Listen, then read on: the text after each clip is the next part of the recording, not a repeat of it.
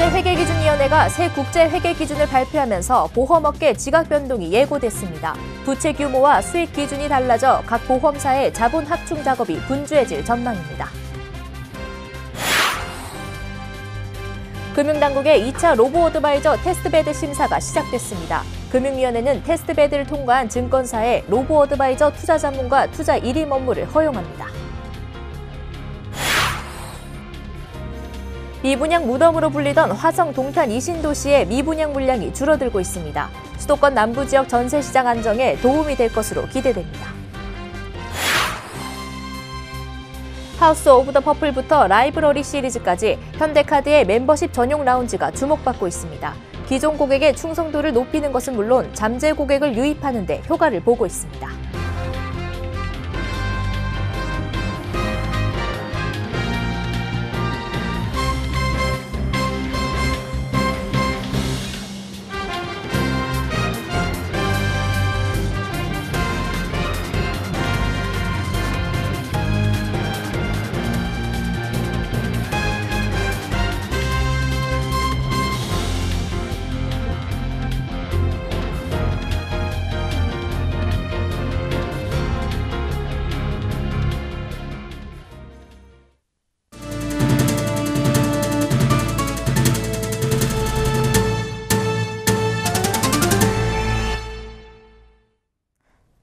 시청자 여러분 안녕하십니까? 센 경제 현장 양한나입니다.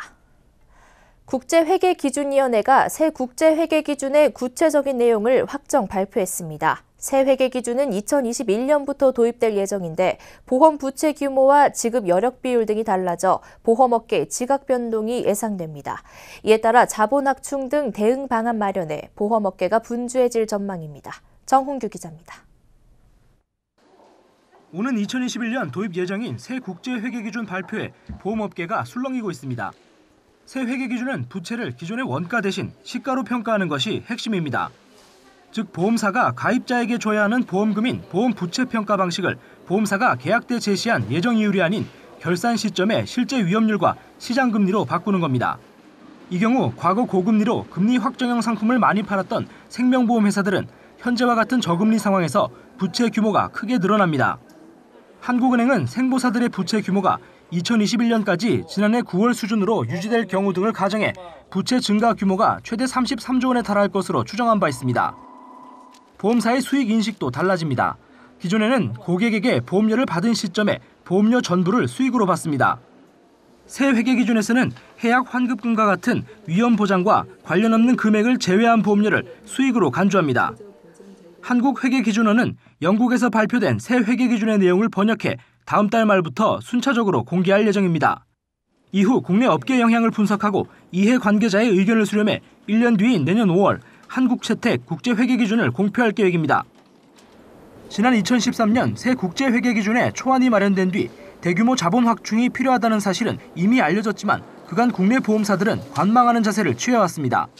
기준서가 확정된 이후에나 정확한 수치를 가늠할 수 있다는 이유입니다. 구체적인 내용이 공개된 만큼 신종자본증권 발행 등 보험사들의 자본 확충 작업에 속도가 붙을 전망입니다. 서울경제TV 정원규입니다.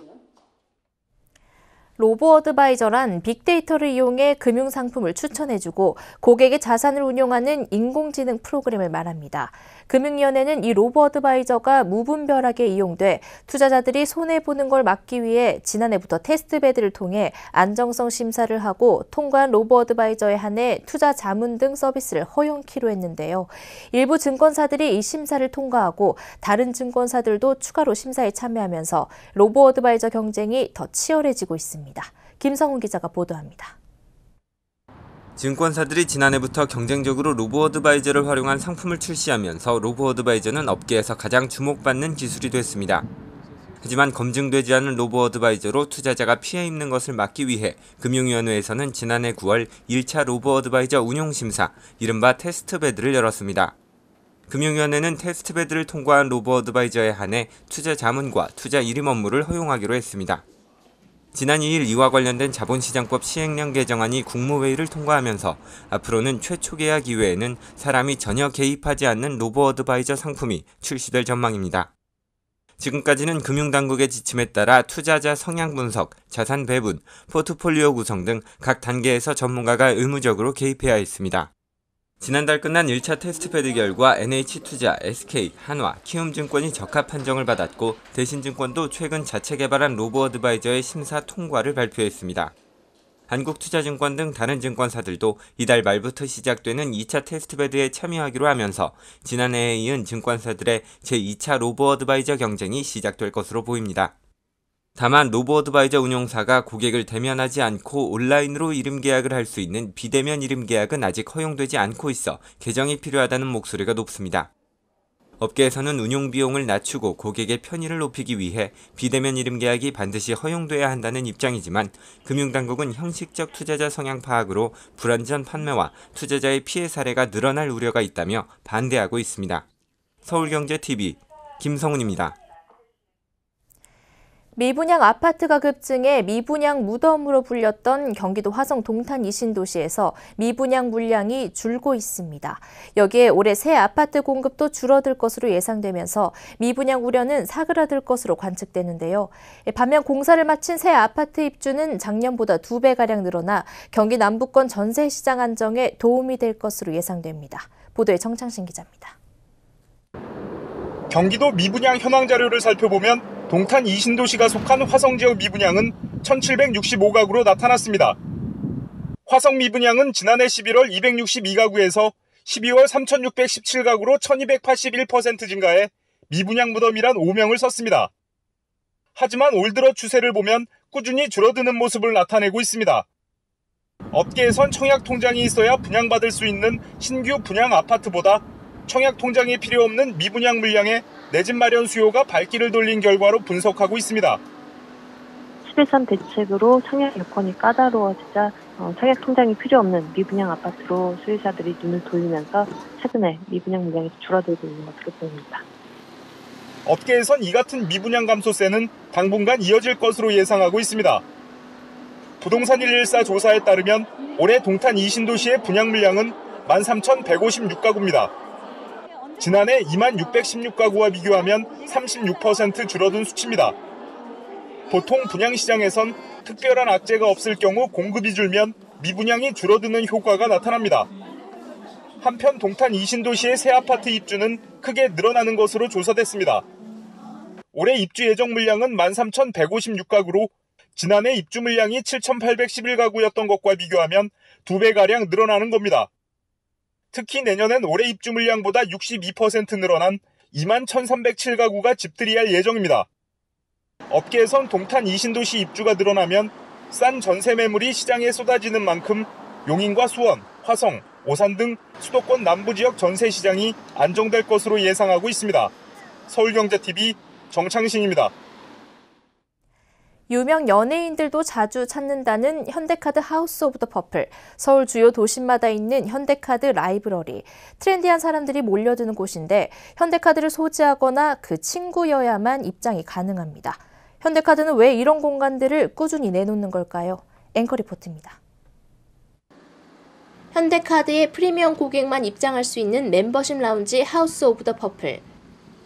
고급 바와 레스토랑, 책을 읽고 음악을 감상하는 휴식 공간 등으로 이루어져 있습니다. 모든 등급의 현대카드 사용자가 입장 가능한 디자인, 트래블, 뮤직, 쿠킹 라이브러리, 각 테마에 맞게 1만여 권에 달하는 책과 다양한 체험을 접할 수 있습니다. 현대카드는 이들 공간 운영의 목적이 수익성이 아닌 고객 만족감 제공에 있다고 말하지만 기저에는 숨은 마케팅 전략이 있습니다. 기존 고객의 충성도 제고와 신규 고객 유입, 브랜드 가치 상승, 광고 효과입니다. 하우스 오브 더 퍼플의 경우 유명 톱스타들도 방문할 정도로 잘 꾸며져 있습니다. 고급 빈티지 스피커 등 프리미엄 고객만을 위한 150여 가지의 오브제로 구성되어 있습니다. 라이브러리 시리즈 역시 독특한 문화 공간을 현대카드를 소지해야만 향유할 수 있다는 희소성을 지니고 있습니다. 현대카드 고객과 동반하면 비회원도 무료로 입장할 수 있어 각 라이브러리의 일일 평균 방문자는 최대 500여 명에 달합니다.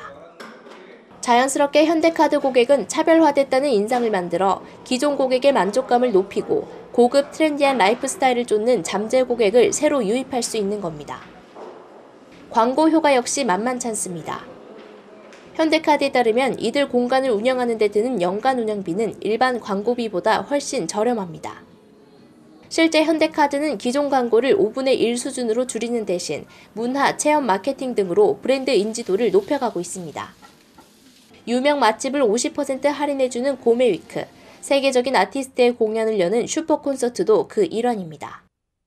독점적 혜택을 통한 만족감, 현대카드가 고객에게 제공하는 차별화된 서비스이자 자사의 브랜드 가치를 높이는 전략입니다. 서울경제TV 양한나입니다.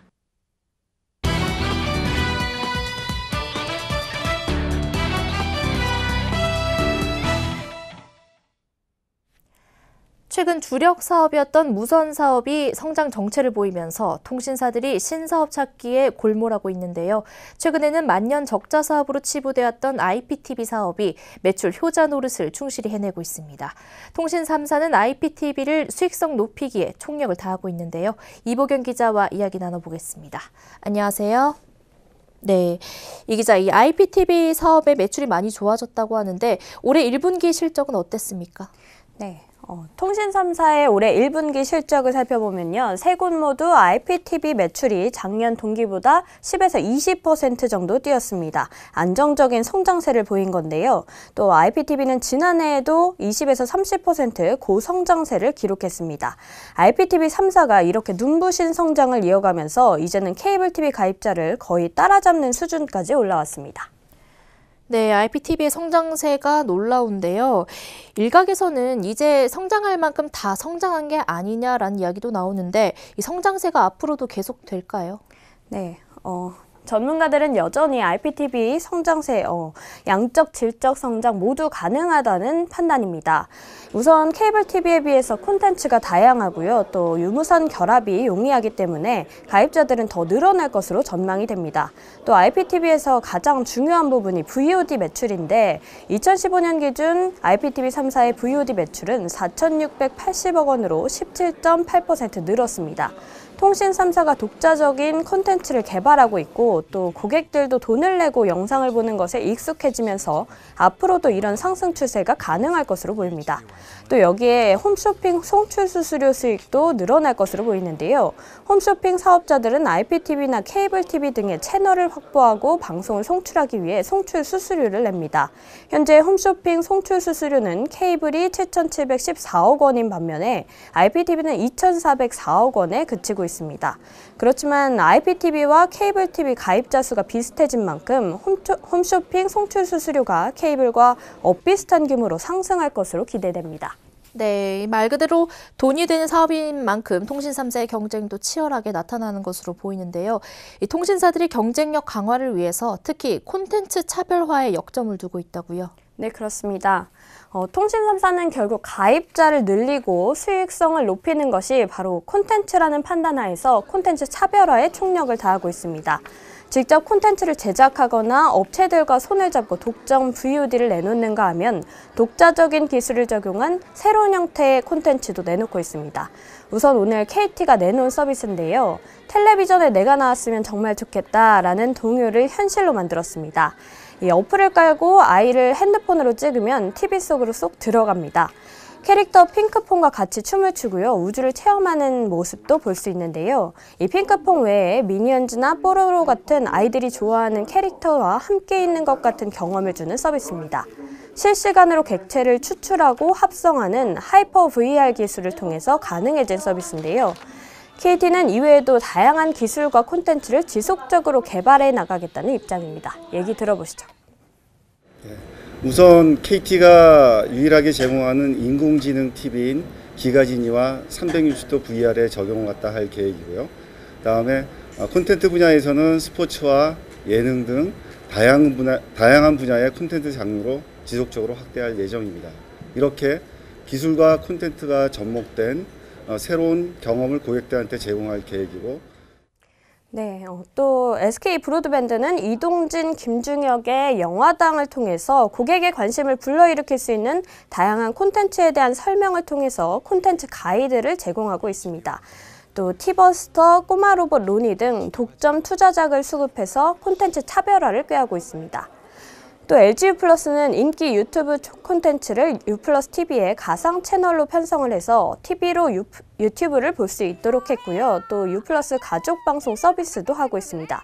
U+ 가족 서비스는 스마트폰에 사진과 영상을 전송을 하면 999번 가족 채널에 편성돼서 자동으로 재송되는 서비스입니다.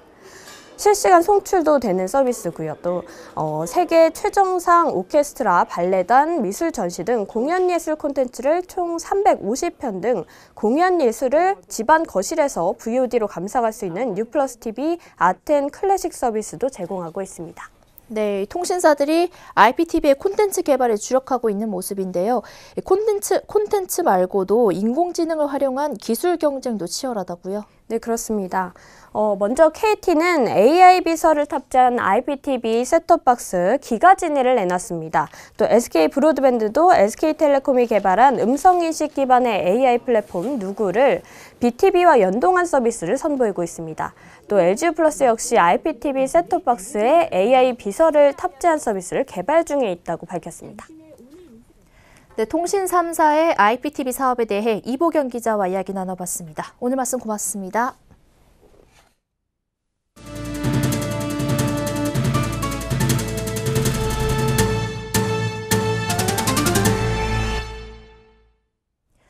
김상조 공정거래위원장 후보자가 4대 그룹에 대해서 시장 질서를 잘 지키고 있는지 엄격한 기준으로 평가하겠다고 밝혔습니다. 김 후보자는 현재 범 4대 그룹이 30대 그룹 자산의 3분의 2나 차지하는 등 경제력이 집중돼 있어 4대 그룹을 집중적으로 감시하겠다고 말했습니다. 다만 4대 그룹만을 대상으로 하는 입법을 추진하는 건 아니고 현행 공정거래법을 어기지 않는지 시장 질서를 제대로 지키는지 엄격한 기준으로 평가해보겠다는 취지라고 설명했습니다. 이를 위해 김 후보자는 조직 내 대기업을 전담 조사하는 이른바 기업 집단국을 만들 방침입니다. 김 후보자는 또 경제 민주화와 관련해선 가맹점과 대리점, 골목상권 등 서민의 삶 문제와 직결되는 문제를 취임 초 집중적으로 들여다보고 챙기겠다고 강조했습니다. 허버트 맥메스터 미국 국가안보보좌관은 사드 배치 논란과 관련 한국 내 그런 절차적 문제가 있다는 걸 잘 알고 있고 이해한다고 말했습니다. 문재인 대통령의 대미 특사로 미국을 찾은 홍석현 한반도 포럼 이사장은 백악관에서 도널드 트럼프 대통령과 마이크 펜스 부통령, 맥메스터 국가안보보좌관 등을 만난 뒤 워싱턴 특파원들에게 미국 측과의 대화 내용을 전했습니다. 홍 특사는 사드 문제에 대해 트럼프 대통령과는 나누지 않았고 맥메스터 국가안보보좌관과 간단히 언급했다면서 비용 문제는 제기되지 않았다고 설명했습니다. 그는 사드 배치 과정에서 국내 절차상 논란이 있다는 얘기를 맥메스터 국가안보보좌관에게 했고 국회에서 논의될 필요성을 얘기했다고 덧붙였습니다. 미국 법무부가 트럼프 대통령을 둘러싼 이른바 러시아 스캔들에 대해 특검 수사를 전격 결정했습니다. 특검으로는 로버트 뮬러 전 FBI 국장이 공식 임명됐습니다. 로드 로즌스타인 법무부 장관은 특검을 임명한 이유에 대해 현 상황에서 공공의 이익에 부합하려면 이번 수사를 공식 명령 계통에서 벗어나 독립성을 발휘할 수 있는 사람에게 맡기는 것이 필요하다고 설명했습니다. 이런 가운데 야당인 민주당에서는 탄핵을 공식 촉구하는 발언이 나오고 있습니다. 야당인 민주당의 알그린 하원 의원은 이날 본회의장 발언에서 나는 나를 뽑아준 유권자들에 대한 책임감과 의무감으로 오늘 이 자리에 섰다며 이 나라와 미국 헌법에 대한 의무감으로 나는 트럼프 대통령을 사법방해 혐의로 탄핵할 것을 촉구한다고 말했습니다. 남편과 아내가 함께 국민연금을 받는 부부 수급자 중 월 합산 수령액이 300만 원을 넘는 사례가 나왔습니다. 국민연금공단에 따르면 지난 4월 기준 부부 합산 최고 수령액은 월 302만 4천 원이었습니다. 이 부부는 매달 남편은 156만 8천 원, 아내는 145만 6천 원을 받습니다. 이는 국민연금연구원이 50대 이상 중고령자 부부가 표준적인 생활을 하는데 필요한 비용을 조사해 발표한 적정생활비 237만 원을 훌쩍 뛰어넘은 금액입니다. 국민연금공단은 이런 조사 결과에 비춰볼 때 부부가 함께 국민연금에 가입해 노령연금을 받는다면 자녀 세대에 기대지 않고 자체적으로 노후에 필요한 생활비의 상당 부분을 충당할 수 있다고 설명했습니다. 한편 맞벌이 증가 추세에 여성 직장 가입자 수가 많아지고 이미 가입 형태로 국민연금에 가입하는 전업주부도 늘면서 노령연금을 함께 받는 부부가 꾸준히 증가하고 있습니다. 국민연금공단에 따르면 부부 수급자는 2010년 약 11만 쌍이었는데 지난해 말 26만 쌍에 육박했습니다. 글로벌 금융위기 이후 저성장 저금리 시대가 이어지면서 일반 가계의 자산 중 주식 자산 수익률이 가장 높았던 것으로 나타났습니다. 한국투자증권이 2009년부터 올해 4월까지 주식과 채권, 예금, 부동산 등 자산의 연평균 수익률을 비교한 결과 주식의 수익률이 8.8%로 가장 높았습니다. 전문가들은 2012년 이후 2에서 3%대 저성장 기조가 이어지면서 채권과 예금처럼 고정금리형 투자 수단의 매력이 줄어들었다며 장기적으로 국내 경제 규모에 맞게 자본시장이 성장해 주식 자산의 수익률이 오를 가능성이 크다고 설명했습니다. 부동산 시장에 대해서는 투기적 수요가 줄어들면서 2010년 이후 강남 아파트 매매 가격의 연한산 상승률이 1% 미만일 만큼 부동산 실질 수익률도 낮아지고 있다고 설명했습니다. 녹색소비자연대에 따르면 지난해 국내 인터넷 이용자가 모바일 동영상 광고를 보는데 데이터 비용으로 66,613원을 쓴 것으로 조사됐습니다. 네이버는 150초 이상 동영상 앞에는 15초 광고를 붙이고 그 이하의 경우 5초 광고를 내보내고 있습니다. 녹색소비자연대는 이용자가 광고를 임의로 중지하거나 건너뛸 수 없도록 설정돼 있다면서 이용자는 사실상 유료 서비스를 이용하는 셈이라고 지적했습니다. 국토교통부에 따르면 지난달 제주 지역의 주택 거래량은 355건으로 작년 동기보다 43% 줄었습니다. 작년 신공항 개발 등 호재로 시장이 과열됐다가 올 들어 조정을 거치고 있는 것으로 분석됩니다. 반면 입주 물량이 쏟아지고 있는 세종시는 거래량이 작년보다 16% 증가했습니다. 농림축산식품부에 따르면 사상 처음으로 우리쌀 750톤이 캄보디아와 미얀마 등 해외 원조용으로 지원됩니다. 이 쌀은 광양항을 출항해 이달 말에서 내달 중순 사이 캄보디아 시아누쿠빌 항구와 미얀마 양곤 항구에 도착할 예정입니다. 우리은행이 투체어스 강남센터 내 부동산과 세무 컨설팅을 지원하는 부동산 텍스 컨설팅 센터를 열었습니다. 이 센터는 부동산 신축 임대 관리를 비롯해 증여, 상속 상담 등 특정 고객을 위한 맞춤형 서비스를 제공합니다.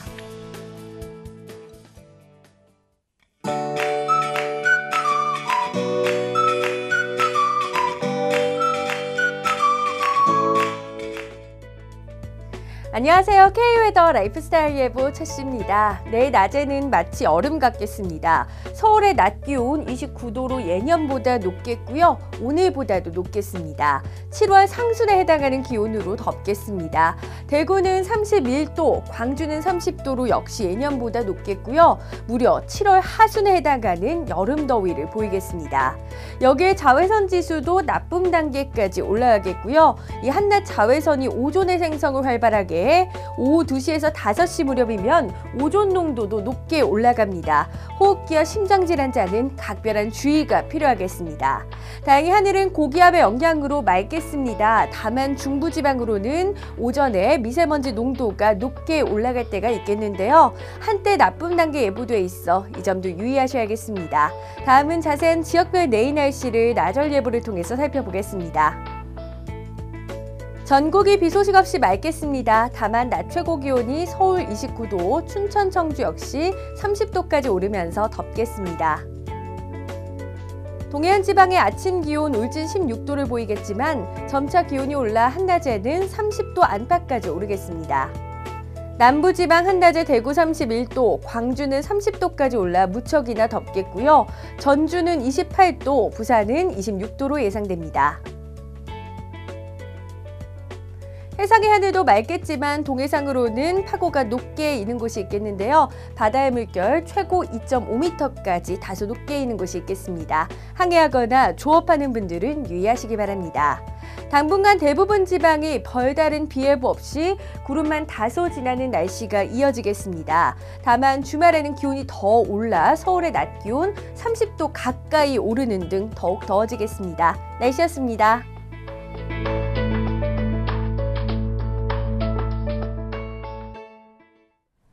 센 경제 현장 여기까지입니다. 시청해주신 여러분 고맙습니다.